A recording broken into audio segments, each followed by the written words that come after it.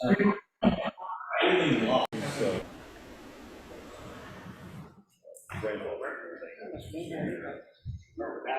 That's been. well, Mayor. Hello, Seth. How are you? Absolutely, man. Well, Mr. Harsh, how are you? Good, thank you.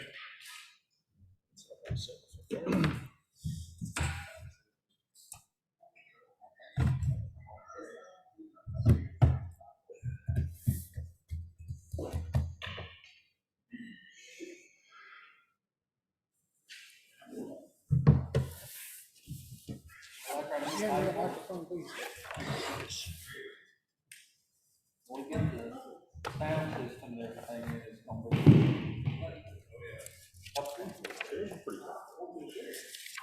I mean, if someone complained about this, but I think these chairs are really comfortable. And they're, you know, I mean, they got enough give to them, and with that webbing, you don't get sweaty, you know. So, I mean, no more than you're gonna stand, no one wants to sit down all day.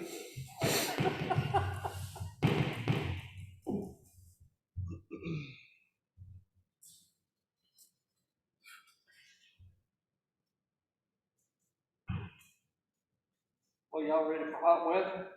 No, it's been nice. I want to keep it going on. Well, the mornings are gonna be nice for a while.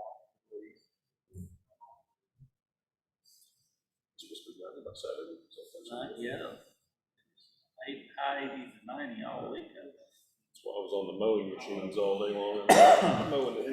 81, 84, 88, 88, 90, 91, 91, 91, 90, 86. And not a night below 57. And making mater, bro. I have 6 o'clock and would like to call the meeting to order of the Economic Development Committee. I do declare that we have a quorum here tonight. Has everyone had a chance to review the minutes from the January 7th meeting, our last meeting? Motion to approve. Second. We have a motion to approve by Mr. King and a second by Mr. Graves. All in favor, please say aye. Aye. Any opposed? The minutes stand approved. We'll move into our discussion items. The Industrial Development Board has got some exciting news to tell us, and Mr. King is here to present that to us. We have 2 items he's going to address, and maybe some others: retail strategies and the pilot program. Could you please tell us what's going on, Mr. King? The Industrial Development Board has been very active of late. We have, as you all know, in November, we voted to retain Retail Strategies firm from Birmingham to work on behalf of industrial development in Trousdale County to bring retail development into our community.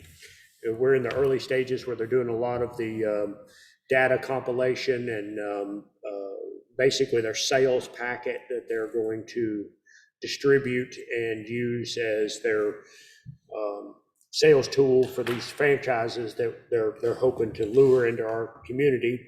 We attended a lengthy Zoom meeting with them about 2 months ago, 6 weeks or so ago, going over the packet. We're going to have another meeting, I believe, on Tuesday, this coming week. And we've all had time to go over it and have questions, and they're going to prepare the final draft before it's available for distribution.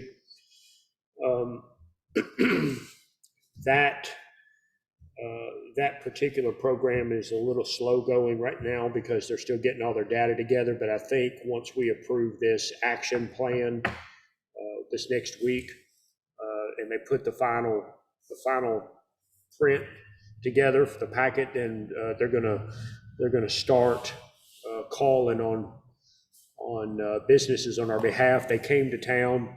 We did a walking tour. They wanted to physically put their eyes on these locations so they could put in perspective. They can look on Google Earth all they want, but until you've walked the streets, it's hard to tell.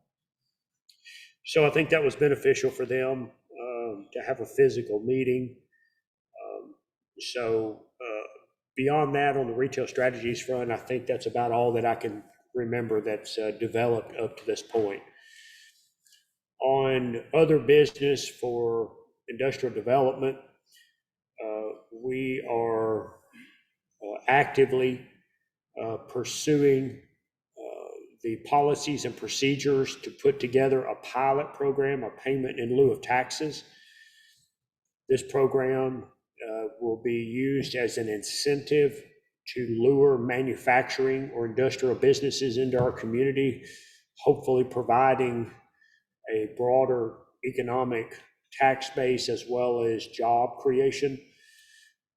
These pilot programs are vastly complicated and very overwhelming. We were fortunate enough to retain Bob Rochelle from Lebanon, former Senator Rochelle, who is arguably the most knowledgeable man in the state about pilot programs. He is guiding us through this, and he is right now, we are refining the policy and procedure document that we sort of adopted from Tennessee Central that was done in years past. Now, that particular document was done as a draft in years past by a previous employee.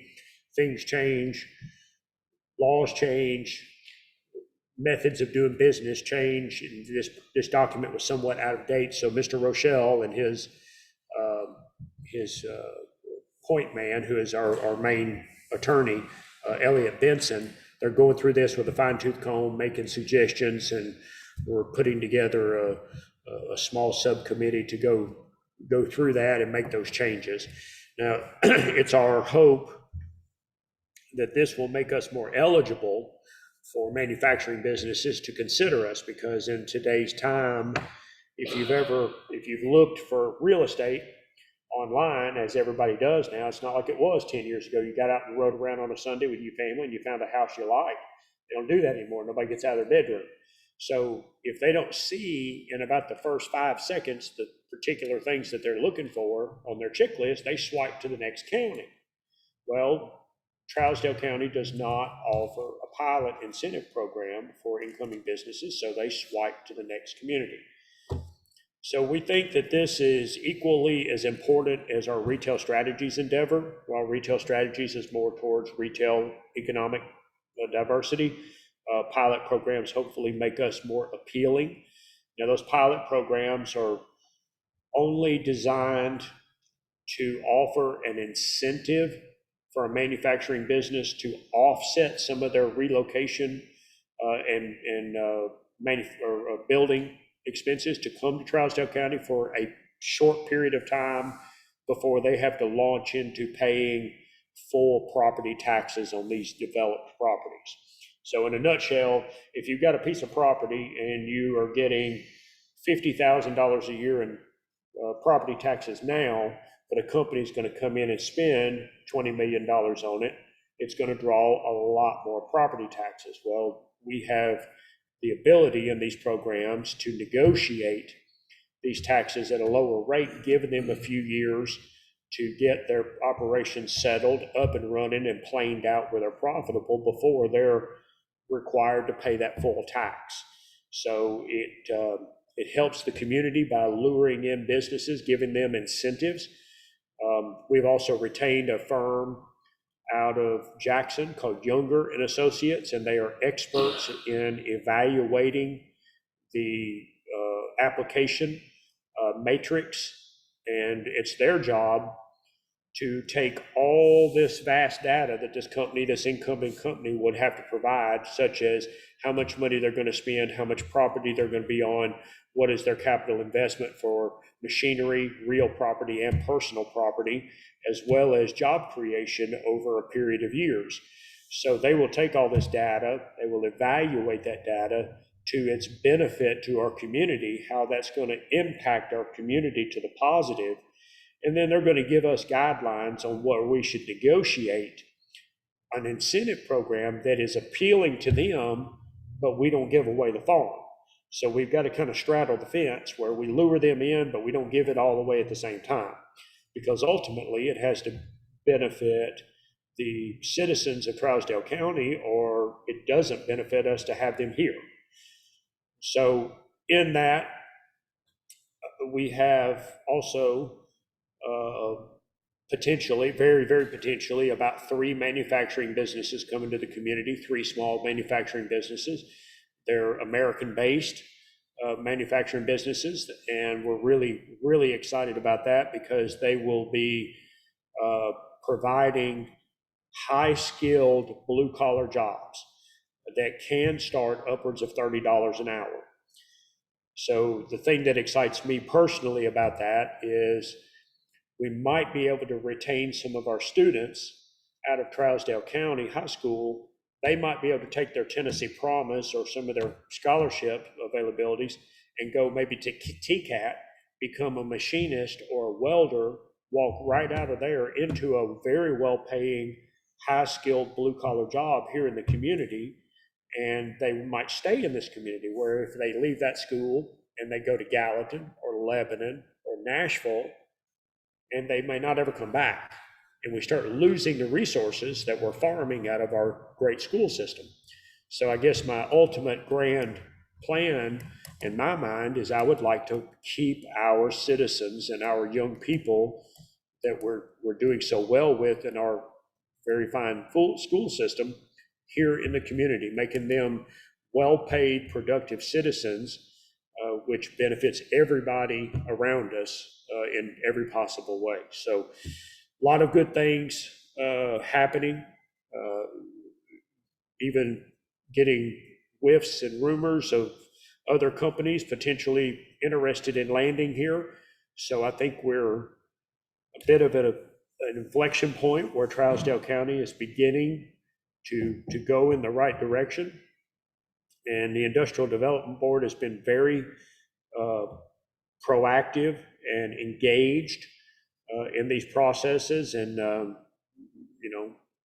personally, I'm very excited about it. And we've had extremely wonderful support from Mr. Jewell and Mayor Chambers and many others in our city government that have helped us get to this place. So personally, I'm very excited about that. Yes, ma'am. Not to be nitpicky, but I assume that Mr. Rochelle and I knew the people from Jackson, Tennessee. Younger and Associates. I assume they charge a fee. They do, but they get paid on a commission. So Mr. Rochelle only gets paid on a commission if the deal closes. He's basically like a real estate agent. So if no deal closes, no money changes hands. The Industrial Development Board is not liable for any fees or funds to Mr. Rochelle. So his services that he's providing to us now, going through this document, are part of the long game for him to secure Trousdale County as a client, so that future pilot programs, he gets a fee in that. Now, When they come here, or the business pays? the business pays the fees, yes. Also, there's an application fee Yes. that will cover their should cover. So in a phantom scenario, and this happens all the time, a company XYZ, and we may not ever know the name. Okay, there may only be 1 or 2 people that know the name. It's private. It's mostly a non-disclosure type thing. So they'll call, or they'll come and they'll say, we want to apply for a pilot program to put our factory or manufacturing business in Trousdale County. So under a project name, that information will be evaluated by Younger and Associates. So once Younger and Associates, working hand in hand with Mr. Rochelle, evaluate that, then we will be able to go into negotiations on what the final deal would be. Now, the Younger and Associates is paid by TDA. So industrial development will collect a premium or an application fee, both words have been used, by the company.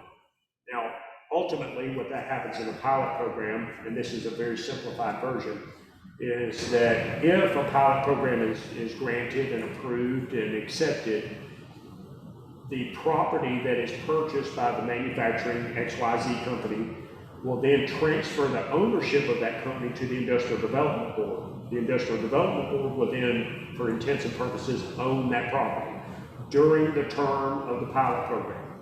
That's how we pardon me, that's how we ensure that they fulfill their benchmarks that they have to reach to keep the pilot program. Now, at the end of that, no, I'm sorry, we need to move back up. So when that happens, there's a property closing, there's just like a real estate closing. The company pays that. Then at the end of that period, whether that period be 3 years, 5 years, or 7 years, and they fulfilled their benchmarks, it goes back to them and there's another closing which is paid in advance by the company. So ultimately, it's supposed to be a zero-sum game for the Industrial Development Board. TDA takes care of Younger and Associates. Mr. Rochelle is taken care of out of a commission from the deal that is proceeds from the closing fees and premium fees from company XYZ. And our goal is prorating their taxes, The goal is to prorate the tax. We have lots of, they say there's no cookie cutter. There's no one way to do it. There's no 1,000 ways to do it. Everything's negotiable. But let's just say, as an example, that property is bringing $50,000 in. They're going to buy 500 acres or whatever, but it's bringing $50,000. We could potentially, with approval from the commission and several people, but we could potentially negotiate a freeze on that for, say, 3 years. Where if they're going to come down and spend $10 or $20 million on a building and bring in 100 jobs, their property taxes might stay the same for 3 years. And then on the 4th year, it goes up 25%. 5th year, it goes up another 25%. At the end of the 7th year, they're up to their full tax rate. So it's giving them a little bit of a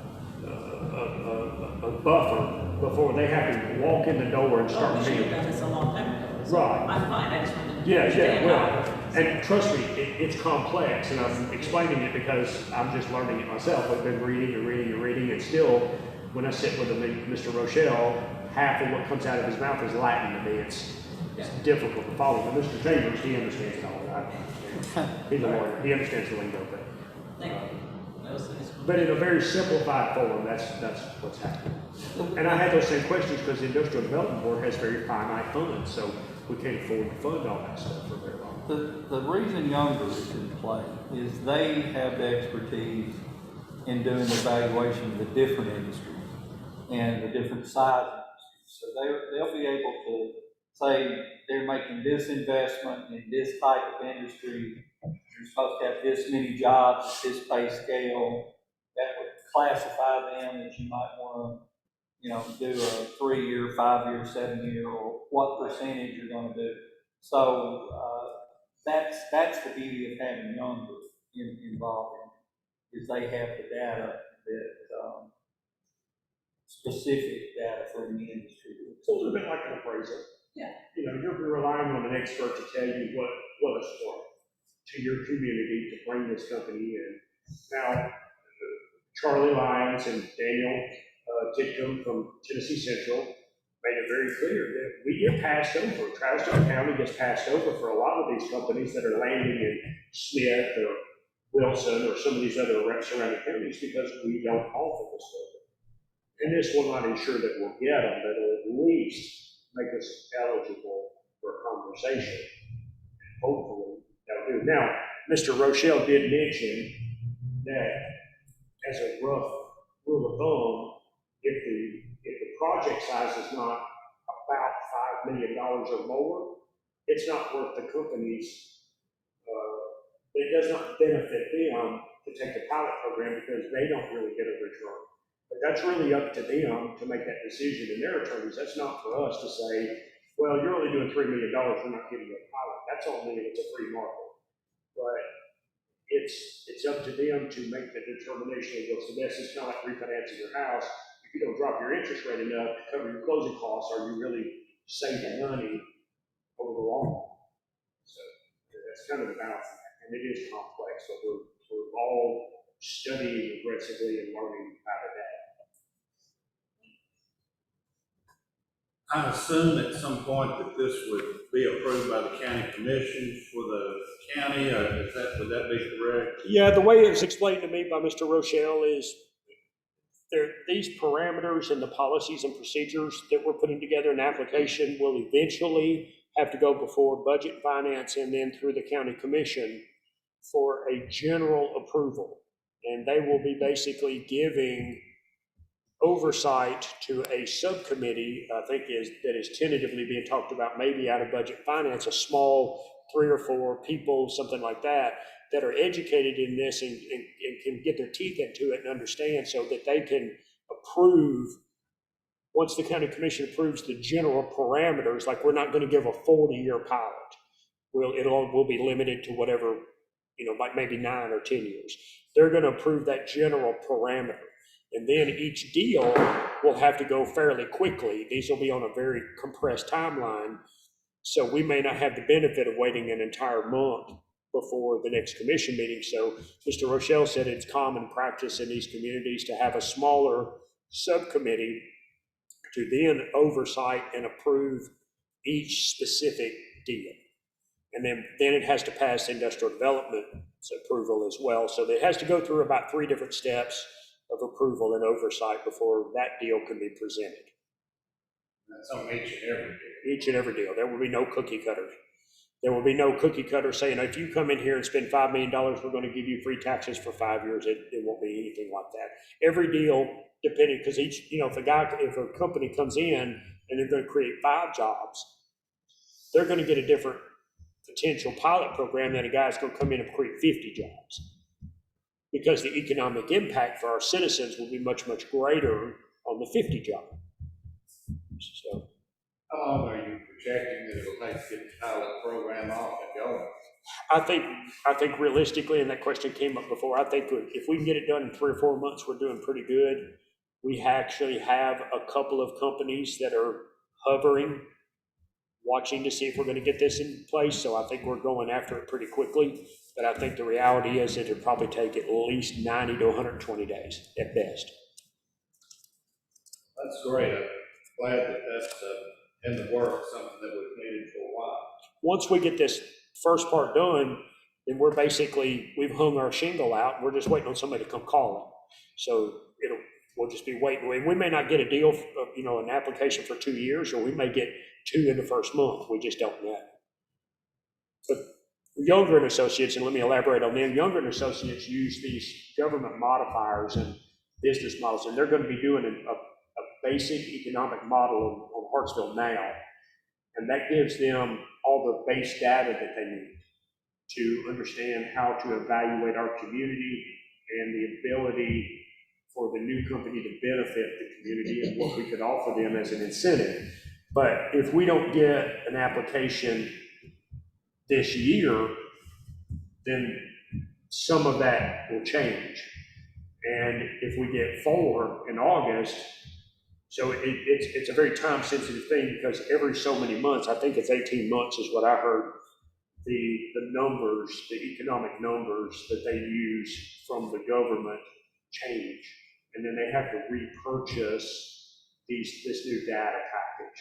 So if we get a whole bunch of pilot programs in the first year, it's going to eventually be cheaper on the customer. But if we don't get one for 2 years, then they got about to modify the model. So it is very complex, and we've struggled to get our minds around it. But we think it's a worthy endeavor, and we think it'll make our community more marketable, because ultimately, we just need more jobs in our community. Anything about, as mayor, to add to this pilot program that has been your observation? I think Mr. King covered it pretty well. I think he went through as high 30,000-foot view as you can without getting down in the weeds, and that's when you start losing people. So I think he did a really good job. Anybody else have any questions in regard to the pilot program or retail strategies for Mr. King? Seeing none, we'll move on down our agenda here to the entrepreneurial development. Mayor Chambers, please, would you address that? Yeah, I've attended some training through the state, and also we've had some meetings of a workforce I'm putting together to develop. I've been using the term entrepreneur center, but that's really just kind of the centerpiece of developing our entrepreneur ecosystem here in Travis County. And that's basically small business development, or people that's coming in and want to start businesses, whether it's what they call a micro enterprise, which is just them, maybe own a home business or somebody wants to start a small business. Provide them resources, maybe even a place to go and get information, and that's what the Entrepreneur Center would be. It'd be kind of like a one-stop shop to get resources, whether it's help with financing or information on getting financing or training to build your business, those kind of things. And there are some grants out there through both ECD and TVA that can help pay for expenses for this. And then there was some money in the American Rescue Funds. One of the provisions of the American Rescue Fund when it first came out kind of sounded like it could be used for something like this. And we went to the comptroller's training after the Treasury's interim guidance was released, and interim guidance has more to COVID than what we were initially told it was going to be. So that's going to be the real problem right there. Okay, if you use this to set up something, how do I tie it back to COVID for a business that's just now started? So I'm really reading through, yes, they sent us kind of like a fax and a little summary of it, but trying to read through, and then you got 19,000 different local governments looking at it 19,000 ways, and we're all asking questions to see how we can use it. So I give you an example of some of the things that can be used for it, just for, so supporting small businesses to address financial challenges caused by the pandemic and to make investments in COVID-19 prevention and mitigation tactics, as well as to provide technical assistance. To achieve these goals, recipients may employ this funding to execute a broad array of loan, grant, in-kind assistance, and counseling programs to enable small businesses to rebound from the downtime. But some of those are kind of very vague and broad, and they say you got to tie it back to COVID, but this is a forward-looking thing, so it goes back to, what you're doing in the future. Well, what if you're in our community, you never shut down businesses? I can't say they have a lot of losses or anything like this. And my objection to how they structure their business forward-looking, why am I looking back at a pandemic that we just now got told if you got your vaccination, it's over for you. So I have some problems with that. So it's basically just trying to figure out how we can use it, and we've been told to kind of put together we don't call it a task force or a steering committee of different groups that could be funded under this money to try to see what is the best use for the funding and make a decision that way to see what exactly we're going to fund. So where can we get that together? I've actually talked to 2 or 3 different groups, and I've got a list of groups I want to include in it and try to get that together so we see how we're going to use this funding.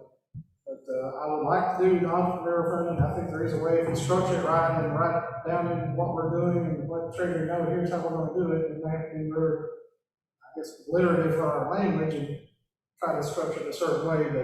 But so that's kind of what we're looking at, the entrepreneur development side of it.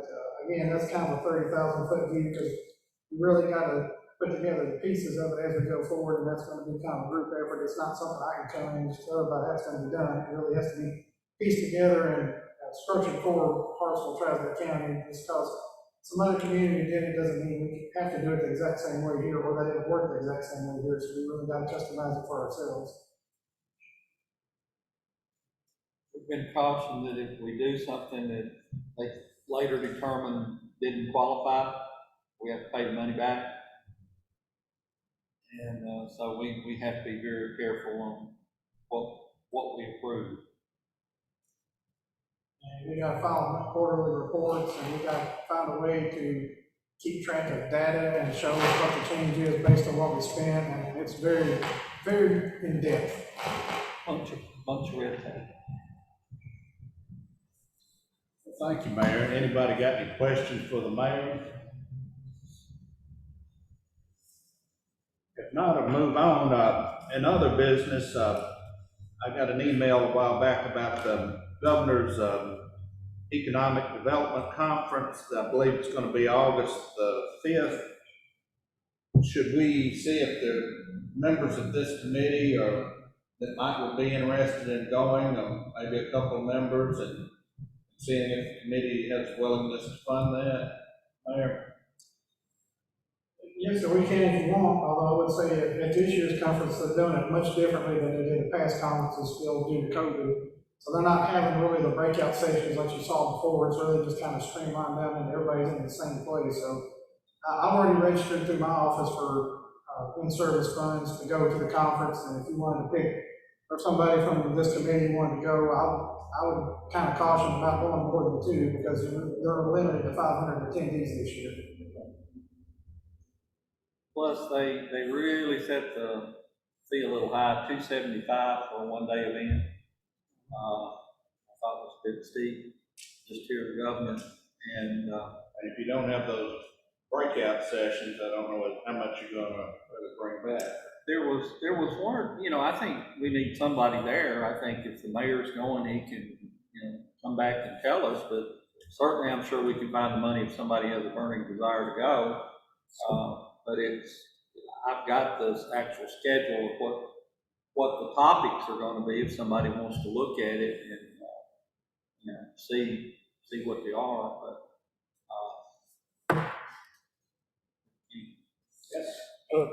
I would very much like to go, but that is only 2 days before our backpack charity car show. And I'm afraid that I'm gonna be a little bit running around with my hair on fire anyway, so I would not. that's a Thursday. Yeah, and the show's on Saturday, and, so I would be unable to go, although I have been before and got a lot out of it, and it was vastly fascinating for me. I would love to go, but it's fallen on a bad time. I've been one time before myself. Other than that, anyone else that would really enjoy going to this and bring back what they learned from it for us, or if not, I think we would be well represented by our mayor. I had thought about it till I saw the price, and I would rather somebody else that would get more out of it go than myself. That's why I didn't ask to be registered. All right, well, do we have any other business? Yes, ma'am. Okay, so we were talking about your plans tied to COVID. I just wanted to show this. Each county in Tennessee, by the Department of Tourism, has allocated a number that they consider to be your value to tourism. How much money people come here spend on tourism? So we have a small number, but we have a number. So through the CARES Act, tourism was hit so hard in Tennessee that each county was allowed funds based on the tourism department's rating of you, basically. Charleston County was allowed an amazing amount of funds, like Sheriff program like that. We were able to completely redo this Battle of Hartsville driving tour. It also has a podcast that you should listen to as you go. Jack Paul narrated for us. We were able to do this entire brochure totally free. The state paid, the tourism fund paid for this entire thing. All the original photography belongs to us. The whole thing belongs to us now. We were able to get 1,200 copies printed, plus the driving cards as well. It has GPS coordinates, so if you are not President County, you cannot get lost. That be a big bonus. There's a QR code, so you can run it on Google Maps. Very tech savvy. Yes. As all the stops, we have all of the signs for the stops in place except one, which many of our has taken down. And I was excited to 1,200 copies, and I applied to the state to place them in all of the rest areas, the development centers across the state. And they are all very happy to get them. I have official approval, but every rest area wants 500 copies. Mm-hmm. So They go through them for you. we are looking for additional funds that can be related to COVID, because that's how we got this. You had to tie it to COVID. We were able to tie it to COVID and get it done in 2 months. That was our timeline. Because it's tourism, right? We could do this whole tour and not encounter any people. And the other benefit to Charleston County is we didn't have to hire another person to run it. We didn't have to have a welcome station. So this is just pure tourism money for us. So we look at funds, I need something like that. We know what it costs per 1,000 to have them reprinted.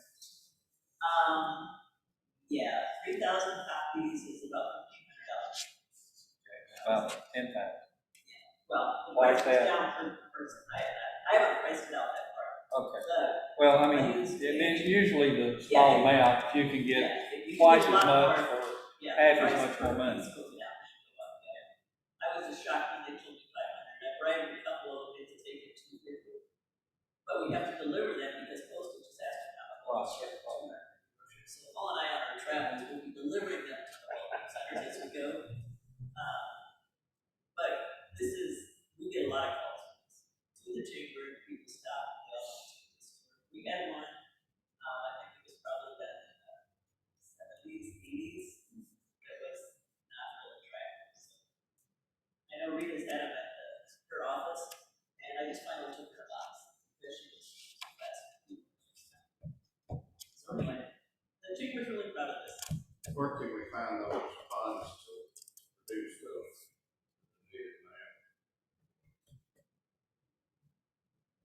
if you get a number on how many you think you're gonna need, and get a number on the price as far as printing it, it might be better to use the governor's local support grant, because given what it is, this American Rescue Fund, it was damage to the tourism industry. How do I quantify that in this?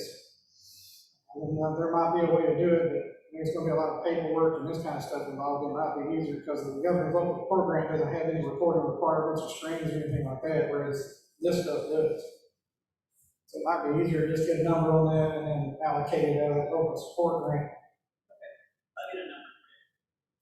I would think if you're taking 500 to rest stop, that 5,000 is only 10 rest stops. Yeah, it is. So if you want to hit some, maybe over the line, even in Kentucky or some of the major, you're probably going to need 10,000, is why I was saying that. And since our initial grant was $22,000, so it's $22,000 to do this, plus the podcast, register the podcast, all the photography, and all that. So it's a really nice piece. It's not going to age out of anything, right? It's always going to be the same. I looked through the brochure, it's very well done. It's beautiful. It is. Yeah, Jack. Really turned out super well. Podcast, you can listen to it online, just free. I go to this conference, the one that I went to last, one of the breakout sessions was from a gentleman from Purity Dairies that has taken over the state of Tennessee tourism. And he tells the story that he didn't understand why tourism was so important until he got in that position. He said, people come here, leave their money, and go home. Yes. You don't have to provide them any services. Nope, don't have to educate their children. Yeah, they come, they drop their money in your community, and they leave. Yes. And he said that is the easiest revenue stream you'll ever have. And so, put it in such a simple form, it's I guess I didn't think about that. Yeah. So, yeah, totally agree with that. And the other thing is, if you have to fill out paperwork on grants, etc., Tennessee Tourism has all the data, 7 ways of searching. You can search any form of data, and they will just provide it for you, because they track tourism to the minute. That's awesome. Did you have something, Mr. King?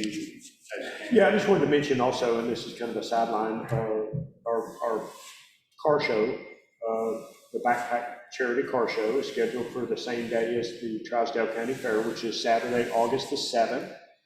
And we are, last year we had a banner year. It was double what it was the year before. And we're hoping for that not to be a weird anomaly, and we have a huge year again. This year we had 261, I believe, registered vehicles. The year before we had about 134. So I have, and I'm going to say this publicly, I have made the claim that if we break 300 registered cars, I'm going to give out my class of trophies wearing a donkey suit that Mr. Graves bought me for Christmas one year. Oh, I've got a picture of it. do motorcycles count? It's got feet, pajamas and a hat and everything. Now, I may pass out from the heat because it's usually 185 degrees that day and this thing is furry. But I just want everybody to know that I will shame myself for 300 registered cars. Now, I have been told just on that alone that they're shooting for 400. So, Who are these I guess if they hit 400, I'll dance a jig in the suit. I don't know. I'll come up with something that is even more humiliating than the picture he has of me at Christmas time wearing it. But we won't know it's you when you put it on. You might have to pour some water in the backup or something. It's not well vented, let's put it that way. So please, come to the car show, come to the fair. We're really excited about it because one feeds the other. People come to see the car show and maybe their families want to go inside and cool off and look at the fair. People may come to the fair and say, hey, there's a bunch of cool cars, let's walk out there. We've got food vendors, I got an ice cream vendor, have a very cool 65 VW bus that I sold a couple in Nashville that turned it into a tap vehicle where they dispense alcohol at weddings, but they're gonna come up there and sell lemonade and Kool-Aid and sweet tea and things like that out of this truck. It's all painted up, so we're really trying to turn it into not a car show and not a fair, but a festival, a community festival where there's all sorts of things. So Miss Natalie is extremely adept at this sort of thing, so if you come up with any ideas of things that we can incorporate at that same time that would broaden our horizons with more community members, I don't want it to be one thing or the other. I like it where it's a whole Hartsville festival. So please come up, August the 7th, Saturday. We can have a donkey race. I put my money on it. If it's a short race, I will. You can even drive your personal everyday car, as long as you get the 300. He's putting that wool donkey suit on, and let me tell you something, you need to see that. And if I see the mayor's escape up there, or I think I see it up there, then we're gonna, he and I are gonna have a conversation. I think he's tanking it, he's stacking the votes. Yes, I have several things. Looking at, as you know, we've been doing the revitalization here in downtown, when we did the streetscape. We're looking at doing, buying street banners here in the downtown area as part of the facade grant program. However, the amount of the grant we got was $15,000. We originally wanted to use $2,000 to help do street banners and this kind of thing. However, we had enough applicants that the total request was $15,083.50.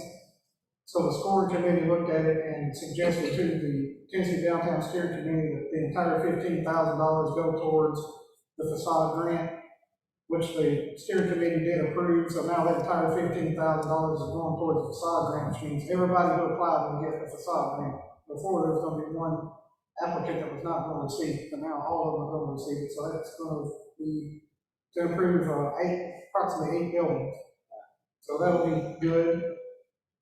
I was just attending a webinar earlier today about a Tennessee Historic Development Grant that was part of this year's budget. It kind of changed at the last minute, so ECD's scrambling to get all the information and everything on it. So I attended that webinar today. This is a maximum of a $300,000 grant and that's per applicant. One applicant could reach that maximum of $300,000. There's a 30% of your project, which means to hit the maximum, your project has to be $1 million.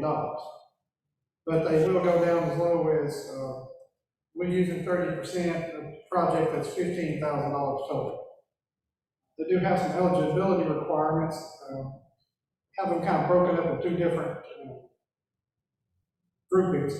The first one is you have to meet at least one of these. You have to be, the building itself has to be at least listed on the National Register, or it has to be part of a historic district that's on the historic register, which down here in Travis County, we have a historic district that's recognized by the register. And you also have to meet at least one of these following 3 requirements. Be in a tier 3 or tier 4 community, which we currently are a tier 3. However, that's going to be refigured on July 1st. And you have to be tier 3 of whenever you file your application. So if you were to file it before July 1st, you would be tier 3. If we change after July 1st to tier 2, well, then we don't meet that requirement. Have to be in the opportunity zone, of which Travis County has none. Or you have to be in a certified Main Street Tennessee downtowns or a certified local government under the Secretary of Interior's programs and have less than 200,000 people. So currently we do meet the tier 3 requirement.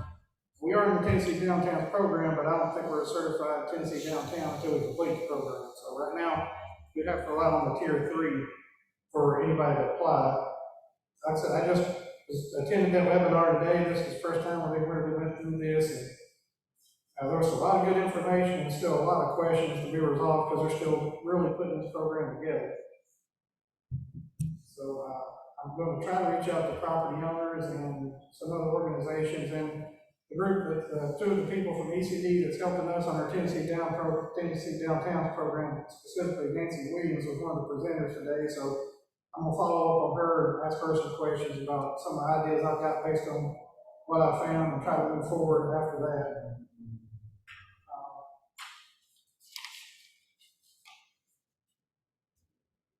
We're also looking at trying to do some things here in the downtown area. I mentioned the street banners. We did have some funds in one of our, in our current budget that we could use for doing those street banners, and I've already contacted AmeriColor. And we were looking to do banners for the Four Seasons, plus one that's a patriotic theme, so you can do Memorial Day, 4th of July, and Veterans Day, and then one for the holidays at the end of the year. So that'd be 6 total designs, and we figured 72 banners. That way, we've got 10 poles, that's 10 banners plus 2 for each design in case some of them get destroyed. It gives us a couple extra that we can replace them with. And plus $35 for each of the 6 designs, so the total is going to be $4,386. And we do currently have enough funds in our 111 58 400 function that we can do that. I'm going to go ahead and I signed the PO today, so we're going to go ahead and do that, try to get these banners out as part of tourism in the downtown area. I also want to mention we're looking at doing an artificial Christmas tree. I've talked to Mr. Salim. We need to get some measurements out here to see exactly what size we need to look at. He's currently thinking 16 or 18 foot. 16 foot one I looked at, which is not pre-lit, because sometimes you get a pre-lit that has problems and then the whole thing is shot. So this is not pre-lit. It's $7,800, I think.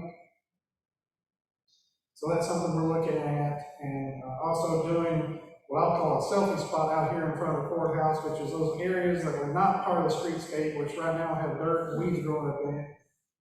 Transform those, either put a lot of those bricks back that were taken up, not just the name bricks, but the plain bricks also, and put bricks in there and make that a selfie spot, and have behind that, particularly over here where the Christmas tree usually goes, have a rotating display throughout the year, maybe invite local artists to come up with some kind of outdoor display, and create a little area where people can stop by and take a selfie and put like a little sign on the fence or something that says Hartsville, Trazewell County, or Heart of Tennessee, something like that. So that creates incentives for people to come out, and then that gets you on social media if they post it on Facebook or something like that, and that'll be good for tourism. So those are some things we're looking at, and was planning to take that to the Chamber of Commerce. We're actually meeting on Friday, I believe. And that is our official designated tourism organization, so I was going to take it to them and get their thoughts on it. But that's some of the things we're looking at as far as here in the downtown area. Those different grant programs and whatnot. And of course, we're also going to see, as we get more information on American Rescue Fund, exactly how those can be spent. And we do have until December 31st, 2024 to have those allocated to our expenditures. And we're only going to get 50% of our allocation this year and 50% next year. So we've got a little bit of time to get these programs together, and it can be used for a lot of different things. You've got to find a way to have it be database, so you make sure you're making good use of the funds, and then also exactly what it is we need to do. Thank you, Mayor. Anybody got any questions or comments in regard to that? Is there anything else to come before the committee?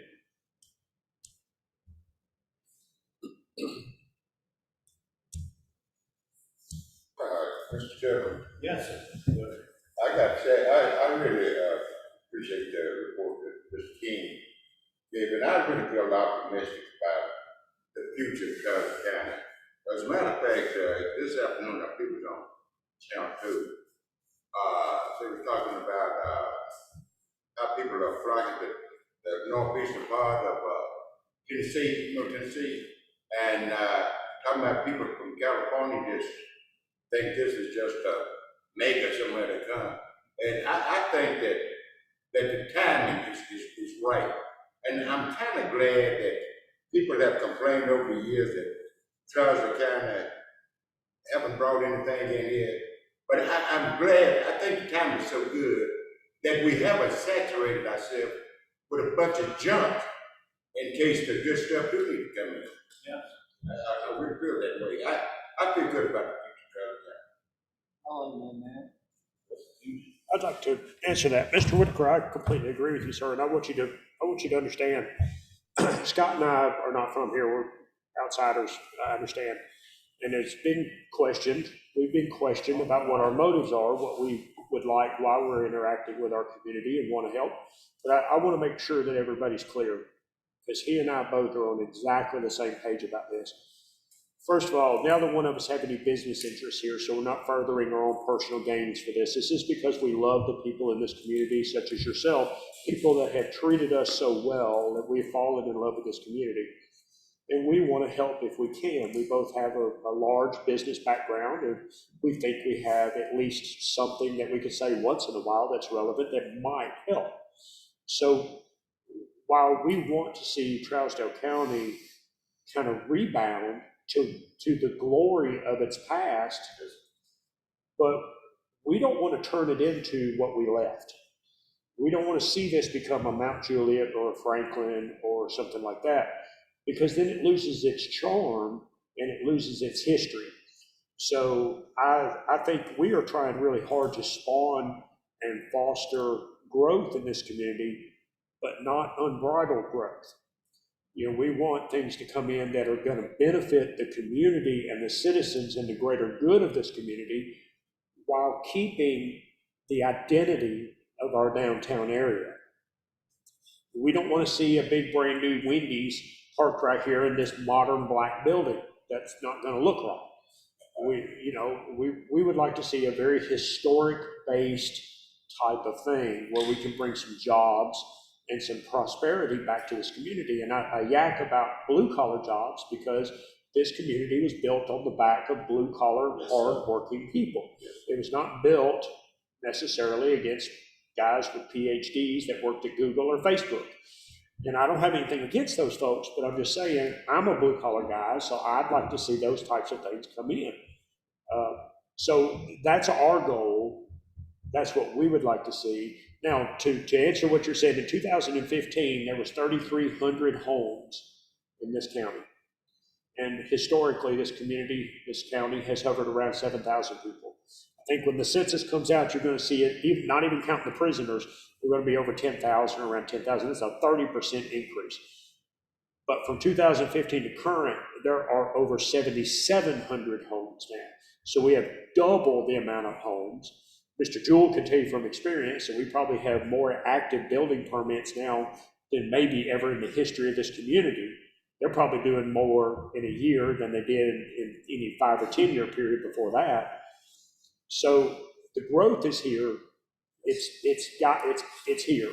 So it's up to us to try to harness that to the advantage of the greater good of the community, so that we have more choices, more shopping, more food, more prosperity, and more jobs in our community. So we are at a point, we're at a bubble, a tipping point that if we don't take advantage of it, you know, we're going to be standing there and the boat's just going to drive right on by us. And, you know, I'd like to see Hartsville and its citizens as a whole, not just a small portion of people, but as a whole benefit from that. But we are growing. The data that we're getting from this retail strategies program that I was speaking about early, they produced a data package that is staggering. And I meant to ask this, if anyone that's watching or anyone in this room would like to see some of that information for their own curiosity, please contact me. I'll be happy to share the final version when it's refined. But it is staggering. They did a leakage report. Over $123 million a year is escaping Howard County to surrounding counties just in groceries. Now you think, we got 2 grocery stores side by side, how many do you need? But think about how much money is escaping. And all we got to do is retain a little bit of that, and you can have some great prosperity in our community. So you're exactly right, Mr. Whitaker. We're growing, but we need to control it and get it in the right direction, but we need to take advantage as well. We can stop it, we can guide it, and we can control it. And that's what we're trying to do.